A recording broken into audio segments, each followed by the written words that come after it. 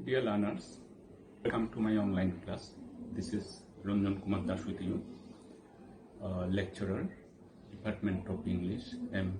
Shah Alam Chaudhary Degree College, Shilok, Ramunia, Chattogram. Dear learners, in my previous class, I tried to discuss on important issue, paragraph writing with you, but I could not finish the item on that day. I think that paragraph writing is a very important topic for you, both as a learner of a foreign language and as an academic. Generally, most of our students, not you, who are tolerating my harsh voice, except you, follow a principle in learning guided items, whatever their size, castes, creeds may be, but their common goal is to learn, is to get good marks without learning more. That means in our Chittagonian dialect, joto khom, toto gom. Our students generally request us to make short suggestions of important paragraphs, essays, reports, amplifications, etc. After being frequently requested, we tell them this or that one is very important for your exam. Then they try to collect hand notes of expert hands on the items prescribed by us. Sometimes they try to collect guidebooks where those items are available. Then they memorize the items like a parrot, and they remain confined within the prescribed items only, and as a result they cannot develop or enhance their writing skill. Dear students, you know that in your HSC first and second paper, there are 80 marks on guided or semi-guided writing. Again, in your BA first course study syllabus, there are 50 marks in writing course. In most of the cases, we notice that our students go to the exam hall with a short list of memorized paragraphs, amplifications, reports, essays, etc. In that case, if they are fortunate that they can find the items common in their question papers and write well, get good marks, but it does not happen regularly. If they are unfortunate, then they are to write offhand. As a result, they cannot write well, and obviously they get poor marks. Dear students, I think that the method of writing paragraph shown here will surely develop your writing skill, and after practicing the method, you will be able to write any sort of guided or semi-guided item freely. Dear students, I have told you earlier that in writing paragraph, at first you have to select some topics. Then try to ask and answer on the questions from different angles. Write them in your notebooks. Gather relevant points on the questions. Then write the paragraph using the points in simple sentence pattern. You should write the paragraph within the words prescribed by the question setter. Don't bother for more words, because quality is more important than quantity. Dear students, Now let's move to the slideshow as it requires some points to show you. প্রিয় শিক্ষার্থীরা, আমরা গত ক্লাসে যে কাজটা করেছিলাম যে শিক্ষা সংক্রান্ত প্যারাগ্রাফ লিখব, লিখতে গিয়ে শিক্ষার উপর যত ধরনের প্রশ্ন পাই সেগুলো আমরা নোট খাতায় লিখব। তারপর সেই প্রশ্নগুলোর জন্য প্রয়োজনীয় তথ্য খুঁজে বিভিন্ন উৎস থেকে তথ্য খুঁজে নিব, সেই তথ্যগুলো আমরা সেই প্রশ্নের পাশে লিখে রাখব।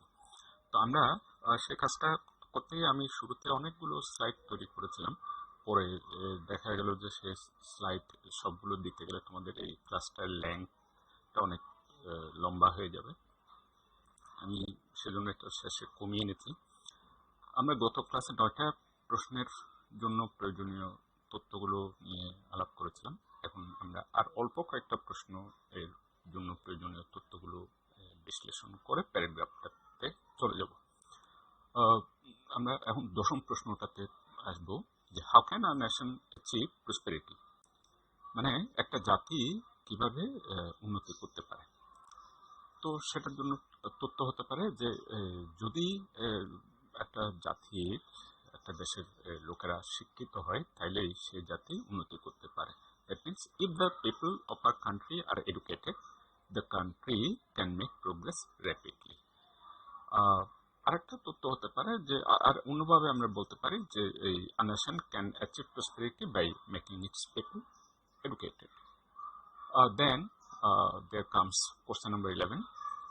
Are you acquiring true education? যে এই তোমরা কি সত্যিকারের শিক্ষা লাভ করছো? এইটা আমরা আসলে সত্যিকারের শিক্ষা লাভ করছি কিনা সে ব্যাপারে আমাদের বিতর্ক থেকেই যাচ্ছে।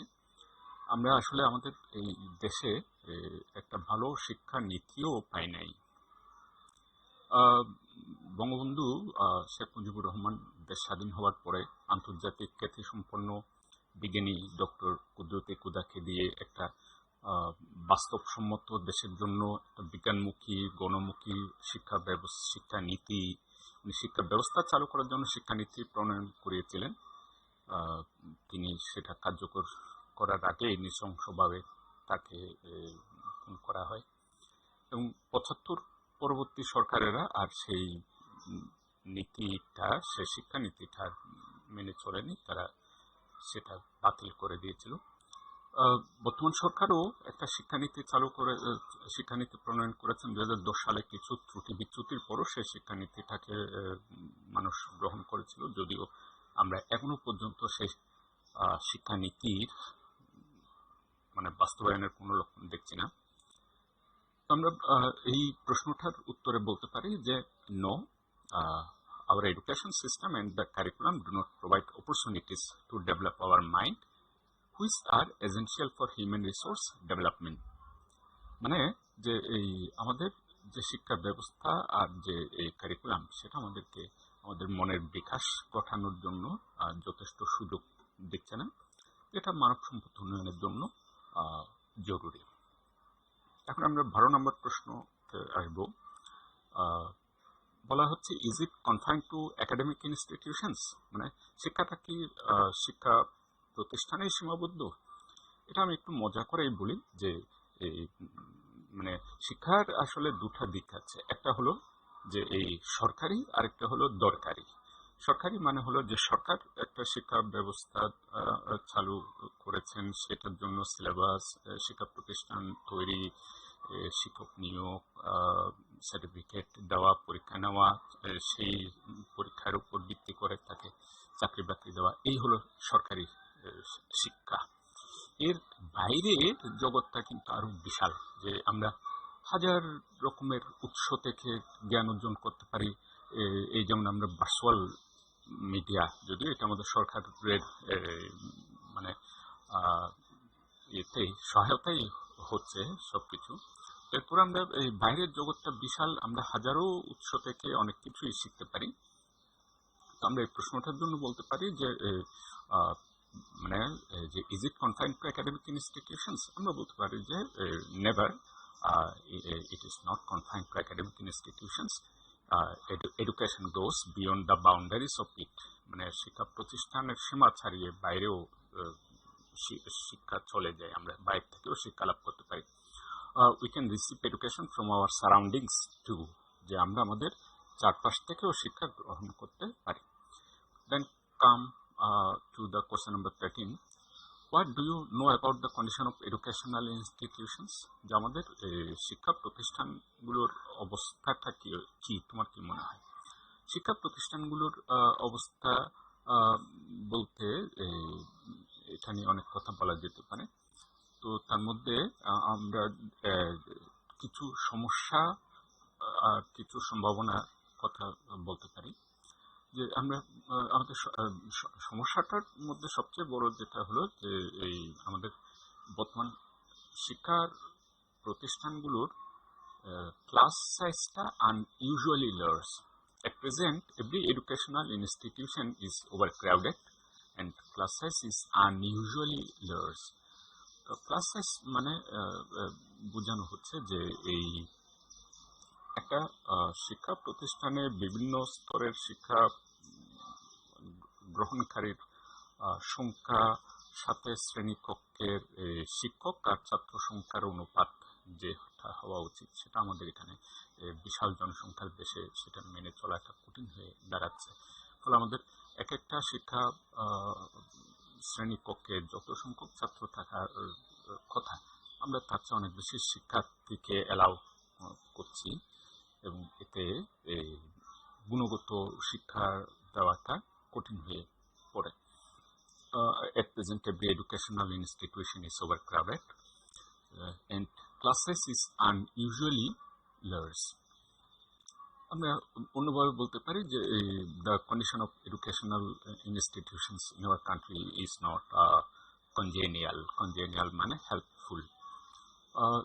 তারপরে 14 নম্বর প্রশ্নে আসি যে are there any political activities in the educational institutions of Bangladesh?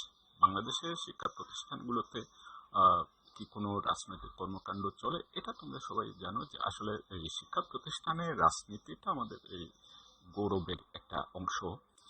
আমাদের দেশ যখন নানান সংকটে পড়েছে এই শিক্ষা প্রতিষ্ঠান থেকে ছাত্ররা বের হয়ে এসেই সেইটা থেকে জাতিকে উদ্ধার করেছে। তারা তাদের জাতির বিভিন্ন অধিকার আদায়ের ব্যাপারে সোচ্চার রেখেছে এবং এর আমাদের শিক্ষা প্রতিষ্ঠানে ছাত্র রাজনীতির কিছু কলঙ্ক জনক দিকও আছে।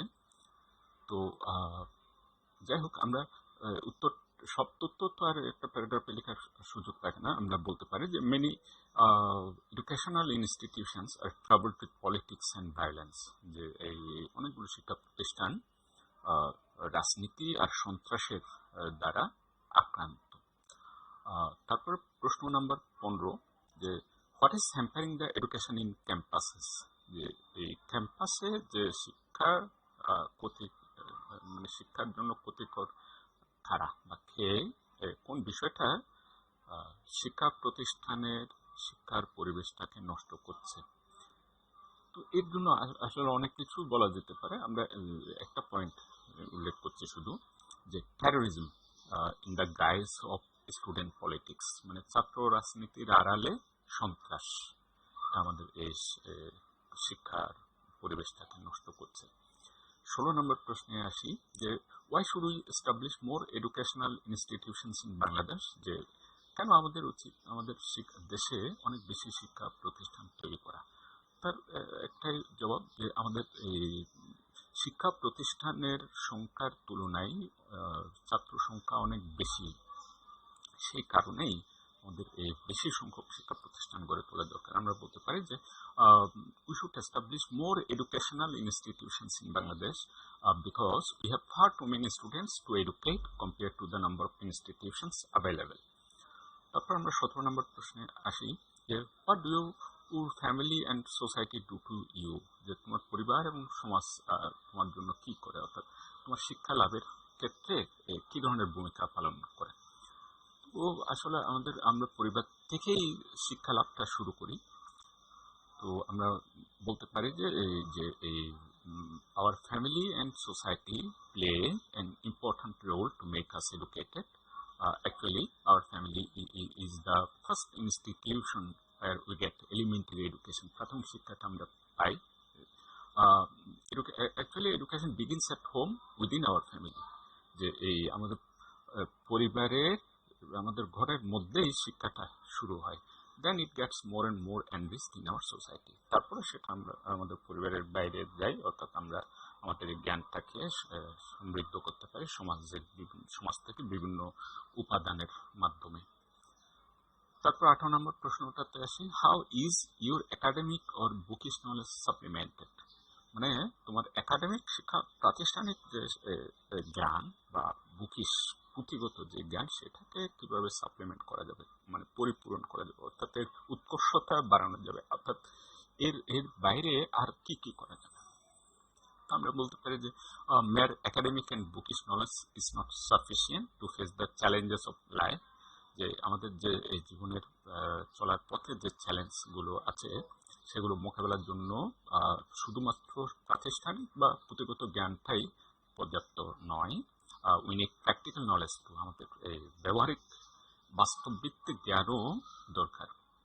তারপরে আমরা প্রশ্ন নাম্বার 19-এ আসি যে what should be done to increase the rate of literacy in our country? যে আমাদের দেশে শিক্ষার সাক্ষরতার হার বাড়ানোর জন্য কি করা যেতে পারে? অনেক কিছুই করা যেতে পারে। আমরা কয়েকটা পয়েন্ট এখানে উল্লেখ করতে পারি। যে প্রথম যে বিষয়টা সেটা হলো অ্যাওয়ারনেসটা রাইজ করানো।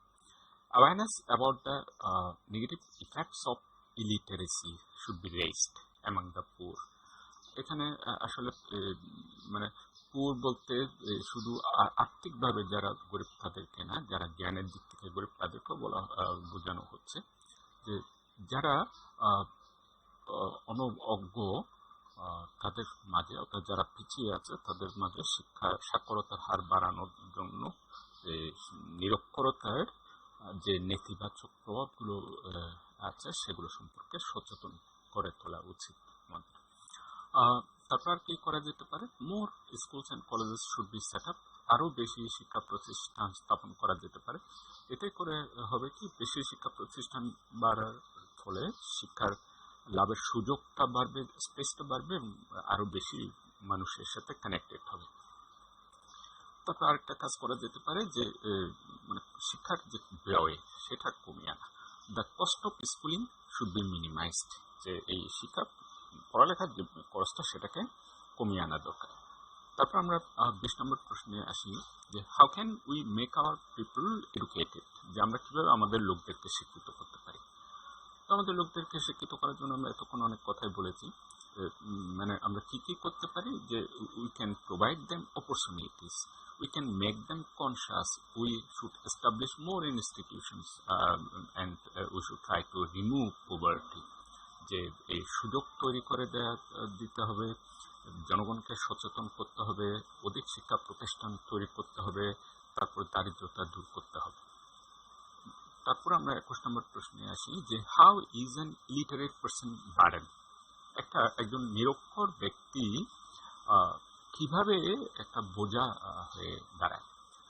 আমরা বলতে পারি যে একজন নিরক্ষর ব্যক্তি আত্মনির্ভরশীল হতে পারে না, তিনি সমাজের এই কল্যাণে বা দেশের উন্নয়নের জন্য খুব কম অবদান রাখতে পারেন এবং তার যে নিজের দায়িত্ব অধিকার এগুলো যথাযথভাবে সম্পাদন করতে পারেন না। তাহলে আমরা কীভাবে তথ্যগুলো কীভাবে দিতে পারি যে an illiterate person is a burden to the society because he cannot be self-reliant, he can contribute very little to the welfare and development of the country, and he cannot perform his or her duties and responsibilities to the country. এখন আমরা এবার একটা ওই paragraph লিখতে গিয়ে প্রশ্নগুলোর একটা সীমা টানি, যে আমরা মানে পরীক্ষার প্রশ্নে আমরা মনে করো এই শিক্ষা নিয়ে প্যারাগ্রাফটা লিখতে গিয়ে 6টা প্রশ্ন পেয়েছি। প্রথম প্রশ্নগুলো একটু পরে যাই যে what is education, how can education help us, is it confined two academic institutions, what should be done to increase the rate of literacy in our country, how is an illiterate person burden, what is hampering the education in campuses, মানে শিক্ষা কিভাবে শিক্ষা আমাদের সাহায্য করে, এটি কি শিক্ষা প্রতিষ্ঠানেই সীমাবদ্ধ, যে এই শিক্ষার সাক্ষরতার হার বাড়াতে গিয়ে আমাদের কি করা উচিত, একজন নিরক্ষর মানুষ কিভাবে বোঝা হয়ে দাঁড়ায়, এবং আমাদের ক্যাম্পাসের মানে শিক্ষার মান, শিক্ষার পরিবেশটা নষ্ট করছে কে বা কোন বিষয়টা দায়ী। আমরা এই প্রশ্নগুলো পাওয়ার পরে আমরা বুঝলাম যে এই সব প্রশ্ন শিক্ষা সংক্রান্ত, তাই আমরা এই প্যারাগ্রাফটার টাইটেলটা দিতে পারি এডুকেশন। এবার আমরা এই এডুকেশনটার নিয়ে একটা চমৎকার কোনো কোটেশন থাকলে দিতে পারি। আমরা যেটা আগে আমি বলেছিলাম, মনে করো যে আমরা এডুকেশনকে নিয়ে অক্সফোর্ড ডিকশনারিতে ডেফিনিশনটা কি আছে দেখলাম, যে সেখানে বলা আছে যে এডুকেশনটা হলো a process of teaching, training and learning, specially in schools or colleges, to improve knowledge and develop skills. মানে শিক্ষা হলো শিক্ষা দেওয়া, প্রশিক্ষণ, শিক্ষার একটা প্রক্রিয়া, বিশেষত স্কুল কলেজে শিক্ষা প্রতিষ্ঠানগুলোতে। কেন সেটা করা হয়? টু ইমপ্রুভ নলেজ অ্যান্ড জ্ঞানের উন্নয়ন ঘটানোর জন্য, অ্যান্ড ডেভেলপ স্কিলস, এবং আমাদের দক্ষতার বিকাশ ঘটানোর জন্য।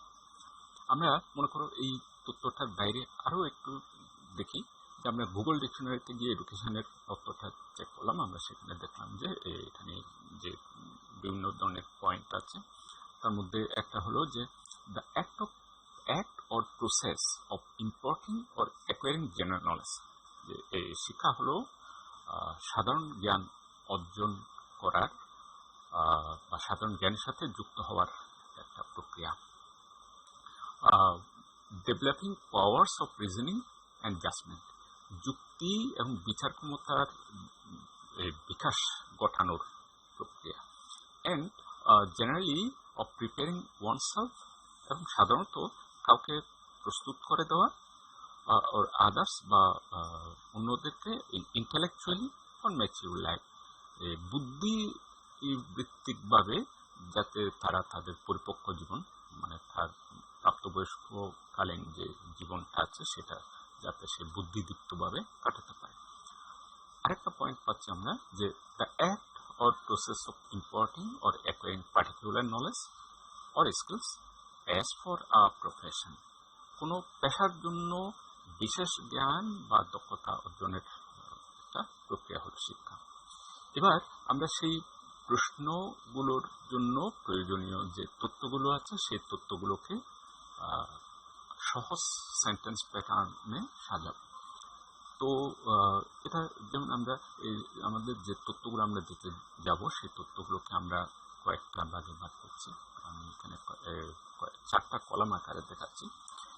প্রথম কলামটাতে আমি লিঙ্কার রেখেছি। লিঙ্কারটা আসলে আমাদের এটা ওই কয়েকটা বাক্যের মাঝে মাঝে দিতে হবে, যাতে এই বাক্যগুলোর ইন্টারকানেকশনটা ভালো হয়, অর্থপূর্ণ হয়।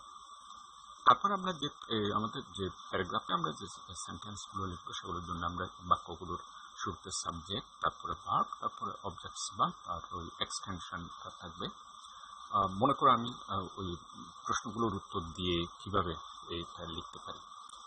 আমরা এখানে বলছি যে এডুকেশন মিনস, শুরুতে আমাকে বলা হয়েছে যে হোয়াট ইজ এডুকেশন, তো আমি বলছি যে education means a process of teaching, training and learning, especially in schools or colleges, to improve knowledge and develop skills. আরেকটা তথ্য দিতে পারি, it is also the act or process of importing or acquiring general knowledge and particular knowledge or skills. এখানে আমি আসলে কাঠামোটা দেখাতে গিয়ে সব জায়গায় যে সাবজেক্ট বা অবজেক্টগুলো ঠিকঠাকভাবে বসছে তা নয়, জাস্ট আমি একটা ফরম্যাট দাঁড় করানোর চেষ্টা করেছি। যেমন এখানে সেকেন্ড সেন্টেন্সটাতে ইজ অলসো, এই দুটার মধ্যে ইজটা ভার্ব, অলসোটা অ্যাডভার্ব। তারপরে আমরা এই যে তথ্যগুলো দিচ্ছি সেই তথ্যগুলোর আরেকটা কথা আমরা বলতে পারি যে indeed it is one of the basic rights of a human being and kind of mental and intellectual training. মানে যে আসলে শিক্ষা হলো আমাদের মৌলিক অধিকারগুলোর একটি, এবং এটা আমাদের মানসিক এবং বুদ্ধিবৃত্তিক প্রশিক্ষণের ক্ষেত্র। তারপরে আমাদের দ্বিতীয় প্রশ্নটাতে জিজ্ঞেস করা হয়েছে যে শিক্ষা আমাদের কীভাবে সাহায্য করে। আমরা সেই কথাগুলো এই সাবজেক্ট বা অবজেক্ট ফরম্যাট স্ট্রাকচার সেটা দিয়ে লিখতে পারি। আমরা বলতে পারি যে education helps human beings to become worthy citizens of the country, যে এই শিক্ষা মানুষকে সাহায্য করে যাতে সে দেশের জন্য যোগ্য নাগরিক হয়ে গড়ে উঠতে পারে। আর কি কি করা যেতে পারে, আমরা সেই তথ্যগুলো আমরা যখন একটার পর একটা দিতে যাব, আমাদের লিঙ্ক দিলে কথাগুলো অর্থপূর্ণ হবে ভালোভাবে। আমরা বলতে পারি যে again it enlightens the individual, এটি ব্যক্তি সত্তাকে আলোকিত করে। It develops his or her capacity to the limit, এটি তার যে সীমিত সামর্থ্য সেটার বিকাশ ঘটায়। And it trains us to make the right choices to go ahead, এবং এটি আমাদেরকে এগিয়ে যাওয়ার পথে ন্যায়ের পথ কোনটা সেটা বাছাই করতে সাহায্য করে। আর কি কি করতে পারে, it enables our mind, it also enables our mind, এটি আমাদের মনকে মহৎ করে। ইট রিফাইন্স আওয়ার সেন্সিবিলিটি, আমাদের সংবেদনশীলতাকে পরিশীলিত করে। ইট ব্রডেন্স আওয়ার আউটলুক, আমাদের দৃষ্টিভঙ্গিকে প্রসারিত করে।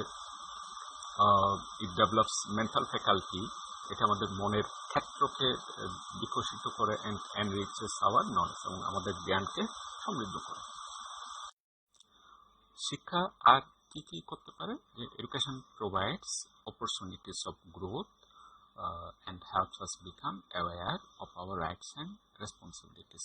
তার মানে যে শিক্ষা আমাদেরকে বেড়ে ওঠার সুযোগ যোগান দিতে পারে এবং আমাদেরকে অধিকার আর দায়িত্ব সম্পর্কে সচেতন হতে সাহায্য করে। We need education for improving our faculties and ability to apply in our real life and to meet challenges and to overcome obstacles to progress. যে শিক্ষা আমাদের দরকার কেন, আমাদের ফ্যাকাল্টি ইমপ্রুভ করার জন্য, আমাদের যে মনের জগৎ সেটার বিকাশের জন্য, এবং আমাদের বাস্তব জীবনে প্রয়োগ করার জন্য যে দক্ষতা, সেই দক্ষতাটা আমরা শিক্ষা লাভের মাধ্যমে পেয়ে থাকি।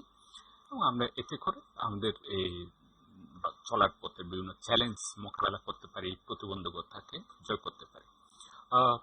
Education makes a man perfect in his life and useful to the society, যে শিক্ষা একজন মানুষকে নিখুঁত করে গড়ে তোলে এবং তার সমাজের জন্য তাকে উপকারী করে গড়ে তোলে। ইট ইভোকস আওয়ার থট, আমাদের চিন্তাকে জাগ্রত করে। ইট মেক্স আস ইমাজিনেটিভ, আমাদেরকে সৃজনশীল হিসেবে গড়ে তোলে। অ্যান্ড এনহান্সেস আওয়ার অ্যানালিটিক্যাল পাওয়ার, এবং আমাদের যে বিশ্লেষণী ক্ষমতা সেটার বিকাশ ঘটায়, সেটার উৎকর্ষতা সাধন করে। Actually, no development, no social development can be made without education. সামাজিক কোনো ধরনের উন্নতি শিক্ষা ব্যতিরেকে সাধিত হতে পারে না। তারপর আমাদেরকে প্রশ্ন করা হলো যে এই is it confine to academic institution, শিক্ষা কি শিক্ষা প্রতিষ্ঠানে সীমাবদ্ধ? আমরা বলতে পারি যে we can not confine education to academic institution, শিক্ষা প্রতিষ্ঠানে আমরা শিক্ষাকে সীমাবদ্ধ করে রাখতে পারি না। We can receive education from our surroundings too, যে আমাদের এই চারপাশ থেকে ও পরিবেশ থেকে আমরা শিক্ষা লাভ করতে পারি। অ্যাওয়ারনেস, তারপরে আমাদের জিজ্ঞেস করা হলো যে এই আমরা লিটারেসির রেটটা কিভাবে বাড়াতে পারি। তো আমরা বলতে পারি যে awareness about the negative effects of illiteracy should be raised among the poor to increase the rate of literacy in our country. দেশে নিরক্ষরতার সাক্ষরতার হার বাড়াতে গিয়ে আমাদের যে নিরক্ষরতার কুফল সম্পর্কে সচেতনতা তৈরি করতে পারি। We should set up more schools and colleges, আমাদের আরও বেশি শিক্ষা প্রতিষ্ঠান স্থাপন করতে হবে। আর কি করতে হবে, the cost of schooling should be minimised, শিক্ষার ব্যয়টাকে কমাতে হবে। তারপরে আর প্রশ্ন করা হলো যে নিরক্ষর ব্যক্তি কিভাবে সমাজের জন্য বোঝা স্বরূপ। তো আমরা বলেছিলাম যে an illiterate person cannot be self reliant, একজন নিরক্ষর লোক আত্মনির্ভরশীল নয়। He or she also can contribute very little.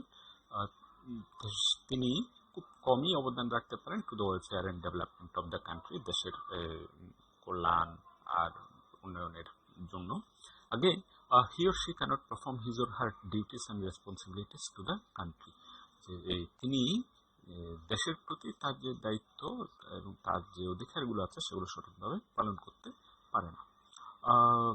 তারপরে আমাদের প্রশ্ন করা হয়েছিল যে এই ক্যাম্পাসের শিক্ষার পরিবেশটাকে নষ্ট করছে কোন বিষয়টা। আমরা অনেক কথার মাঝে বলেছিলাম যে এই many educational institutions are trouble to politics and violence. আমাদের অনেক শিক্ষা প্রতিষ্ঠানই রাজনীতি আর সন্ত্রাসের আক্রান্ত। ইনফ্যাক্ট একটা লিঙ্ক যোগ করলাম যে terrorism in the guys of student politics, ছাত্র রাজনীতির আড়ালে সন্ত্রাস is hampering the education in campuses. যে এই মানে ছাত্র রাজনীতির আড়ালে যে সন্ত্রাস সেটা আমাদের ক্যাম্পাসের শিক্ষার পরিবেশটাকে নষ্ট করছে। তারপর আমরা সবশেষে আমরা বলতে পারি যে in conclusion we should raise our voice against campus violence and say our campus our right, say the campus join the fight। যে এই আমরা আমাদের কণ্ঠস্বরটাকে জোরালো করতে পারি শিক্ষাঙ্গনের সন্ত্রাসের বিরুদ্ধে, এবং আমরা জোরালো আওয়াজ তুলে বলতে পারি যে আমাদের ক্যাম্পাস আমাদের অধিকার, শিক্ষা লাভটা আমাদের অধিকার, এবং আমাদের শিক্ষা প্রতিষ্ঠানকে ক্যাম্পাসকে আমাদের রক্ষা করতে হবে এবং সেই লড়াইয়ে যোগ দাও। এইভাবে আমরা এখানে আমি অনেক কথাই বলে ফেলেছি। একটা প্যারাগ্রাফ লেখার ক্ষেত্রে অতগুলো তথ্য আসলে তোমার দেওয়ার সুযোগ থাকবে না। আমি এখানে বেশি পয়েন্টস দিয়েছি যাতে তোমাদের চর্চা করতে সুবিধা হয় এবং তোমরা সেগুলো পরীক্ষার খাতায় লিখতে গিয়ে কিছু জিনিস অ্যাভয়েড করতে পারো।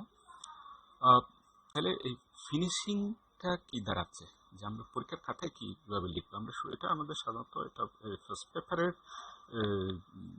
কোশ্চেন নাম্বার 7 নিয়ে এই প্যারাগ্রাফটা আসে। তো সেখানে আমরা তাহলে লিখলাম যে answer to the question number 7 education. তারপর আমরা এখানে এই প্যারাগ্রাফটা এখানে লিখেছি। তো আমি একবার পড়ে যাই, তোমরা একটু খেয়াল করো দ্রুত, তাহলে তোমাদের বুঝতে সুবিধা হবে।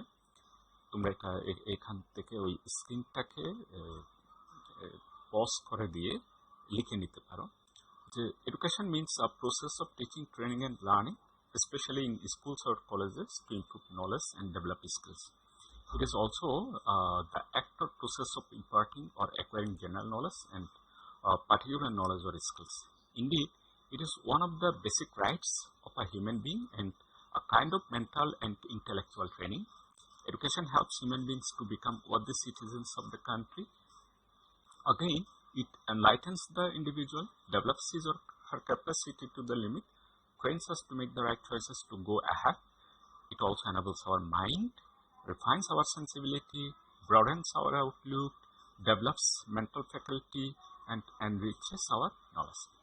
Education provides opportunities of growth and helps us become aware of our rights and responsibilities. We need education for improving our faculties and ability to apply in our real life and to meet challenges and overcome obstacles to progress. Education makes a man perfect in his life and useful to the society. It evokes our thought, makes us imaginative, and enhances our analytical power. Actually, no social development can be made without education. We cannot confine education to academic institutions. We can receive education from our surroundings too. Awareness about the negative effects of literacy should be raised among the poor to increase the rate of literacy in our country. We should set up more schools and colleges.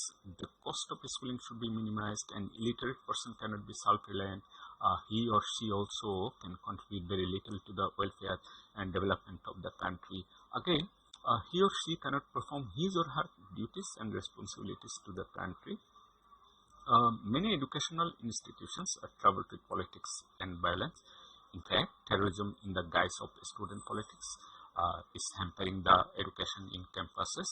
In conclusion, we should raise our voice against campus violence and say, our campus, our right, save the campus, join the fight. প্রিয় শিক্ষার্থীরা, তাহলে আমি এখানে যে ব্যাপারটা তোমাদেরকে show করছি তার সামারটা আমি একটু আবার বলি যে আমি কোনো একটা বিষয় নিয়ে প্যারাগ্রাফ লিখতে যাব বা কোনো একটা কম্পোজিশন টাইপের কিছু লিখতে যাব, আমরা সেই বিষয়টার উপর যত ধরনের প্রশ্ন করতে পারি, যত কিছু জানার আগ্রহ থাকে সবার, সেই প্রশ্নগুলোকে একটা জায়গায় আমরা পয়েন্ট আউট করতে পারি, তারপর সেই প্রশ্নগুলোর উত্তর খুঁজতে পারি। উত্তরগুলো আমরা সংক্ষিপ্ত আকারে প্রশ্নের পাশে পাশে লিখে রাখবো। তারপরে আমরা যখন ওই বিষয়টার উপর কোনো প্যারাগ্রাফ বা কোনো এসে লিখতে যাব, আমরা সহজ একটা সেন্টেন্স প্যাটার্ন ব্যবহার করে আমাদের প্রশ্নের সাথে তথ্যগুলোকে যুক্ত করে দিয়ে আমরা সেটা সম্পূর্ণভাবে লিখব। তো যদি এটা প্যারাগ্রাফ হয় তাহলে আমরা যত কথাই লিখি সবগুলো একটা প্যারাগ্রাফের ভিতরে থাকতে হবে। আর যদি এটা কোনো এসে টাইপের কিছু হয় তাহলে আমরা সেটাকে ভিন্ন ভিন্ন প্যারাগ্রাফে লিখতে পারি। আর এখানে আমি যে এই প্যারাগ্রাফটা লিখেছি সেটাতে আসলে ওয়ার্ড লিমিটেশনটা আমি অ্যাভয়েড করেছি, কারণ হলো এটা আমি চর্চার ক্ষেত্রটা তোমাদের দেখানোর জন্য।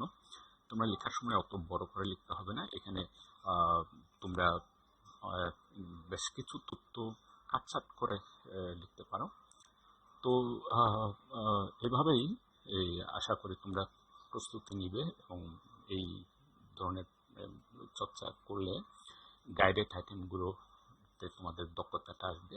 এবং সেটা শুধু প্যারাগ্রাফের ক্ষেত্রে না, যে কোনো ধরনের গাইডেড আইটেম লেখার জন্য তোমরা প্রস্তুত হবে এবং ফ্রিলি যে কোনো টপিকের উপর তোমরা অফ হ্যান্ড ইংরেজিতে লিখতে পারবে।